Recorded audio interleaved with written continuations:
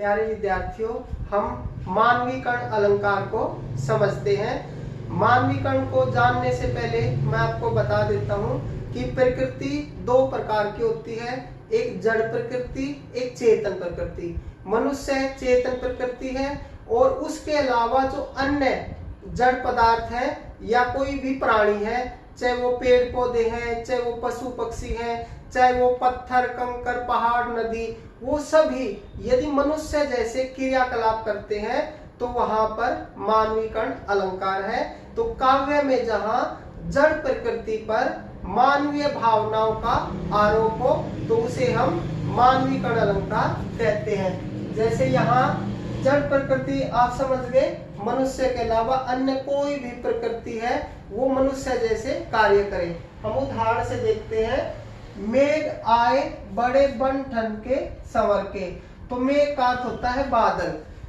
बादल जो है वो मनुष्य की तरह बन ठन के संवर के आया है, तो उसने मनुष्य जैसे क्रियाकलाप किए हैं जड़ प्रकृति होते हुए भी, तो यहाँ पर मानवीकरण अलंकार माना जाएगा।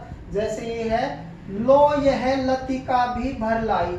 लतिका का अर्थ होता है बेल, लता। तो लता जो है यानी बेल जो है वो भर के लाई है क्या?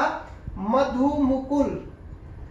मुकुल होता है कली, मधु की कली भर के लाई है वो।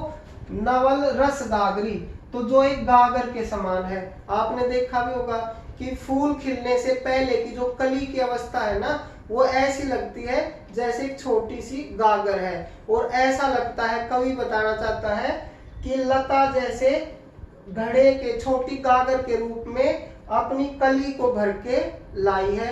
तो यहाँ पर लता को मनुष्य जैसे, क्योंकि घड़े को तो स्त्री को ही भर के लाती पनघट से, लेकिन यहाँ लता को स्त्री जैसे क्रियाकलाप करते दिखा है, तो यहाँ पर मानवीकरण अलंकार है।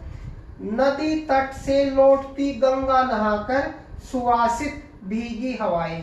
तो हवाओं के बारे में बताया कि जो हवाएं हैं सुगंधित है, भीगी है और वो गंगा से नहाकर लौटी है।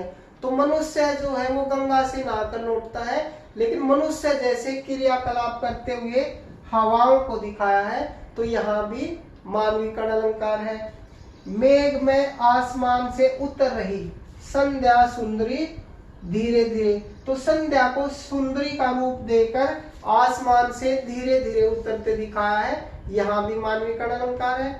मैं एक बार फिर आपको ध्यान दिला दूं कि मनुष्य जैसे क्रियाकलाप करते हुए किसी भी प्रकार के, चाहे वो विवाह शादी के हैं, चाहे वो बनने संवरने के हैं, या वो दैनिक दिनचर्या के हैं, तो किसी भी प्रकार के मनुष्य के अलावा जो जड़ प्रकृति है वो मनुष्य जैसे क्रियाकलाप करते हुए काव्य में दिखा जाए तो वहां मानवीकरण अलंकार है।